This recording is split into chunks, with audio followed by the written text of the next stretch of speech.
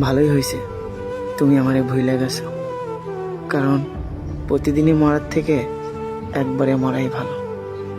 আরে তোমার সাথে কথা বলার জন্য যে পাগলামো আমি করি, আর তুমি প্রতিদিনই আমাকে অবহেলা করো। আর সে অবহেলা পেয়ে আমি বেঁচে থেকে মরার মতো করি। তাহলে প্রতিদিনই মরার থেকে একবারে ভুলে যাওয়াই ভালো। তবে একটা কথা মনে রেখো, আমার মতো মায়া কইরা তোমারে কেউ ভালোবাসবে না।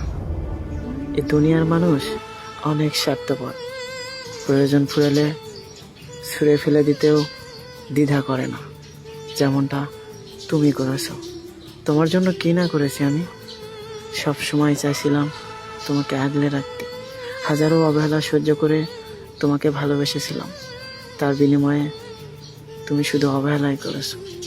সবসময় ভাবছিলাম যত কষ্টই হোক এই মানুষটা আমার পাশে থাকুক, কিন্তু তুমি আমাকে যত্ন সহকারে ঠকাইছো, যেমনটা মানুষ কখনো মানুষকে ঠকায় না। তারপরেও তোমাকে তো আর অভিশাপ দিতে পারবো না।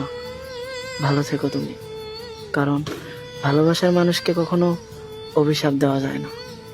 আমি তোমাকে পাইনি তাই বলে তোমাকে ঘৃণা করব কখনোই না, কারণ ভালোবাসার মানুষ তো সবসময় কলিজায় থাকে। তোমার প্রতি আমার কোনো অভিযোগ নেই, অভিযোগ শুধু একটাই, আমার মতো কইরা আর কাউরে ঠকাইও না। আমি তো কম ভালোবাসিনি তোমারে, নিজের চাইতেও বেশি ভালোবেসেছিলাম। আর তুমি এমনভাবে আমাকে ছাইরে গেলা, যেরকম মানুষ নদী ভাঙ্গনে সব কিছু হারিয়ে নিঃস্ব হয়ে যায়। তুমি তো যাওয়ার সময় এভাবেই নিঃস্ব করে গেলে। তোমাকে আমি প্রথমে বলেছিলাম, জানগো আমার এমনভাবে ঠকায়ও না যেন সারাটা জীবন আমার কাঁদতে হয়, কিন্তু তুমি আমার কথায় কোনো পরিবর্তন হওনি।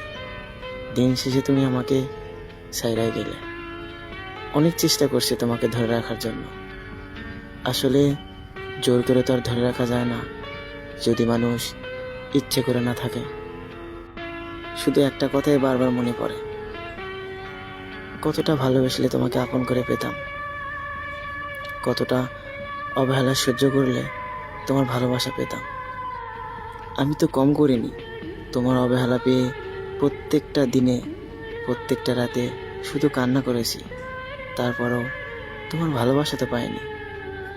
আসলে তোমাকে ভালো না বাসলে হয়তো